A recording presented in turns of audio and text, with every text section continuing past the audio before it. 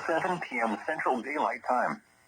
High wind warning in effect from 7 a.m. to 7 p.m. Central Daylight Time Friday.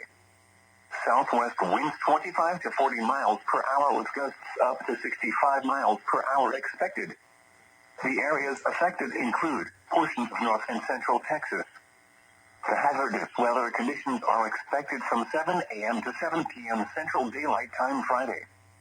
Impacts: damaging winds will blow down trees and damage property. Power outages are possible. Travel will be difficult, especially for high-profile vehicles. Remain in the lower levels of your home during the windstorm and avoid windows. Watch for falling debris and tree limbs. Use caution if you must drive.